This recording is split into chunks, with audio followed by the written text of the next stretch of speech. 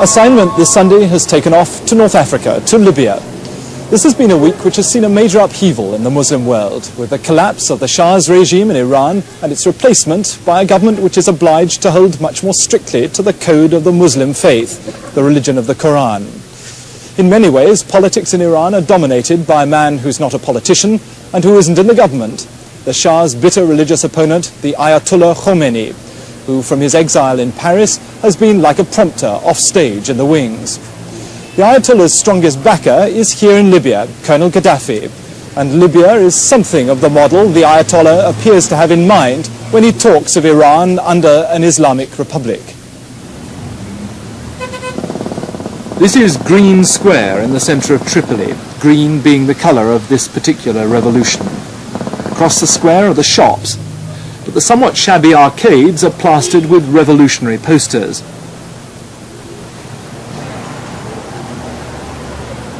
Several shops are closed because they're kept deliberately short of things to sell. Private shops will eventually be eliminated, replaced by people's supermarkets, with everything sold at cost and no profits for individuals. Libya insists that its oil money isn't for a consumer boom on imported luxuries. The plan envisages homes for all. The revolution decrees that everyone owns the house he's living in. For those people in a new house, repayments are by salary deduction. There's a free health service, free schools, and many own a car. Since oil, the average income per head has gone from £25 to £3,000 a year. So life is prosperous but earnest. Libyans are being nudged down the road to socialism, where they can own the basics, but profit is to be discouraged. Their discipline is the Quran, and their inspiration, Colonel Gaddafi. From large posters across the town, the colonel extols his Jamahiriya, rule by the people, without a leader, or by political parties, or even by a government as such. He's put it all into a little green book. This is chapter and verse for Colonel Gaddafi's Jamahiriya, his state of the masses. His little green book appears everywhere in Libya. The green book, it says, prescribes the comprehensive solution of the problems of human society. No false modesty there. But Colonel Gaddafi's argument is a simple one. The kind of democracy that the capitalist West has, where a government elected by 51% of the people is imposed on the other 49% who didn't vote for it, is no real democracy. Nor is the communist system, where it's the party and not the people which governs. Colonel Gaddafi creates an elaborate system of people's committees and congresses, where everything is discussed and everyone has their say. To meet Gaddafi, we had to drive 50 miles across the desert to catch him on one of his periodic journeys. As a Bedouin, he feels the desert is his natural home, and this part of it is where he was brought up. He comes here to stay for a few days and meditate on his political ideas. Colonel Gaddafi is a strange mixture of ideological otherworldliness and toughness. 2 years ago there were 36 executions after one of several coup attempts against him. Then he would say there was other blood on his hands. He's been paymaster to the IRA and to the most extreme Palestinian groups. But Western diplomats concede that he's mellowing, and now his attention is on consolidating his plans for the Jamahiriya. I believe all the world will be changed into this kind of political regime, which is Jamahiriya. And the future will be the future of Jamahiriyas in the world. And we only open the era of masses, the era of Jamahiriyas. As the French Revolution established the era of republicans, and we here, we can say Libya, now is establishing the era of Jamahiris.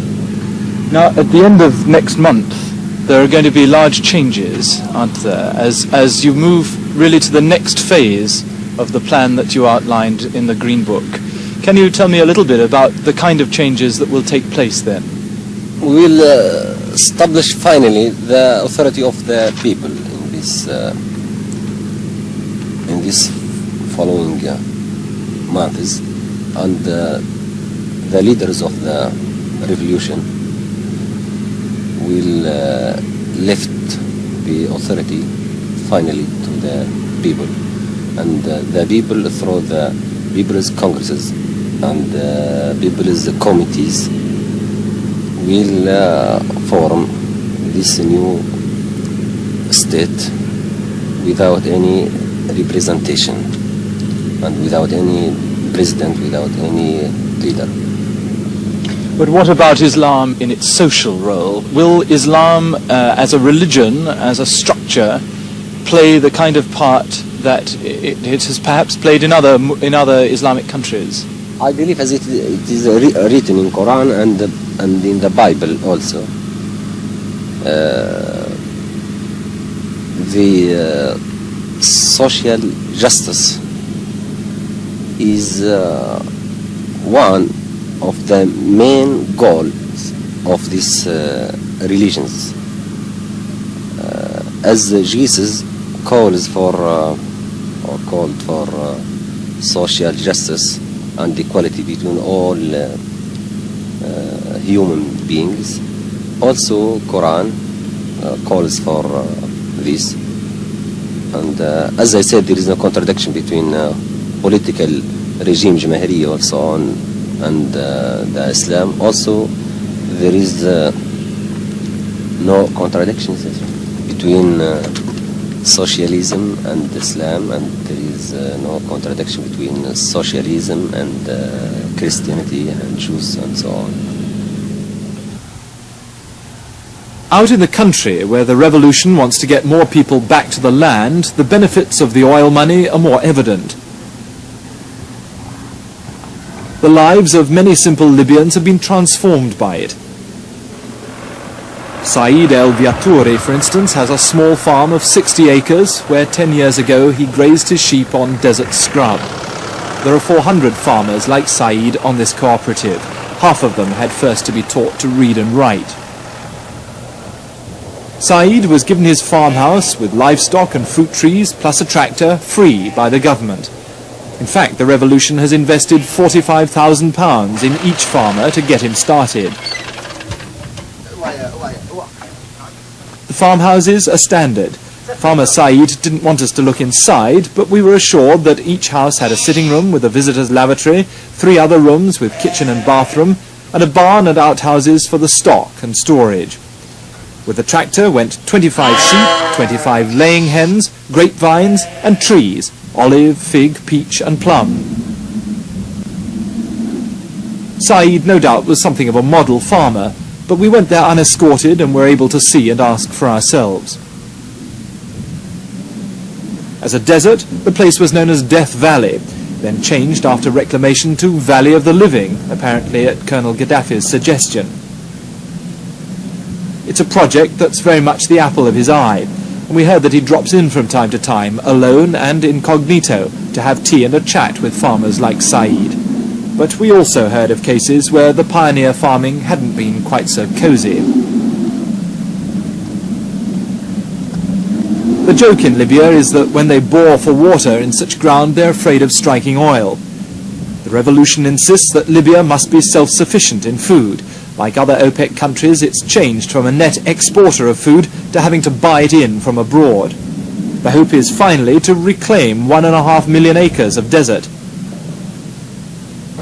But the revolution's not gone all Colonel Gaddafi's way, and letting the people decide has sometimes meant that the peasants have told him that they preferred things the way they were. Reclamation and irrigation, they both owe something to the ideas developed on the kibbutzim in Israel. This cooperative also had a village centre with a school, a fire station and an ambulance with a small hospital and a resident doctor.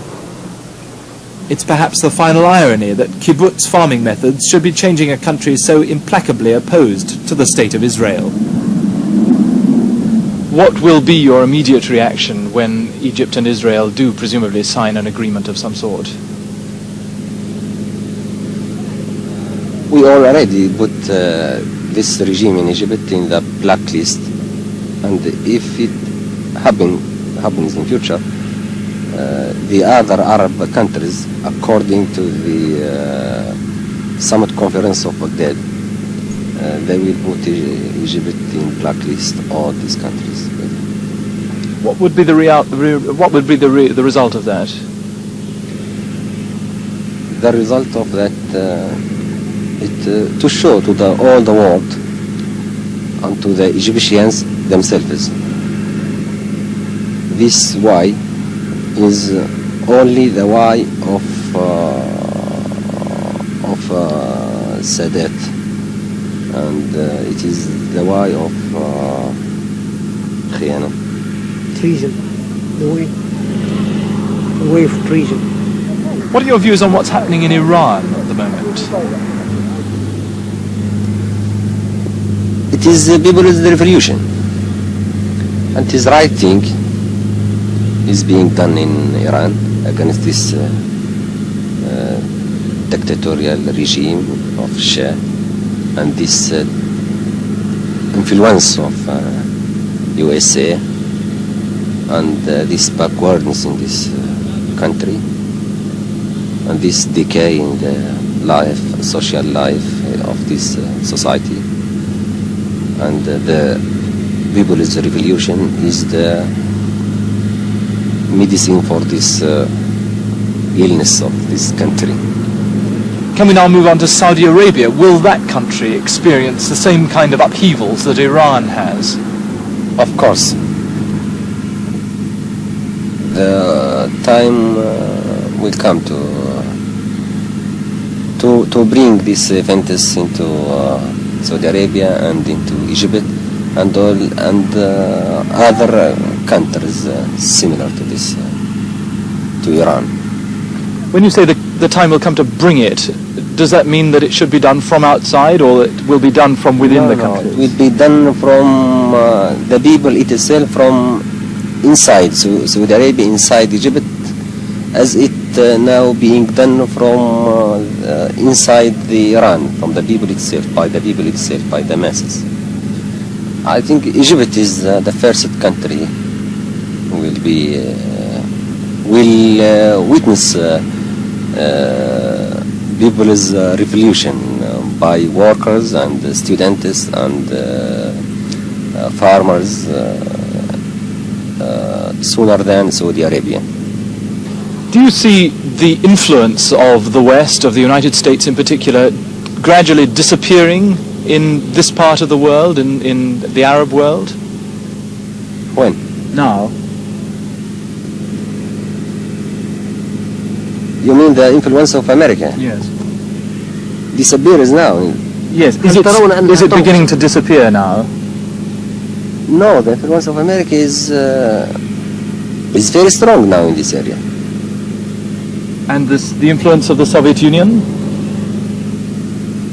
I don't see any influence of the Soviet Union, but I see cooperation between Soviet Union and these countries. As Libya moves into 1979, what changes do you expect to see in the program that you've been outlining? Not only Libya is being changed into 79, all the world is being changed now into this new year.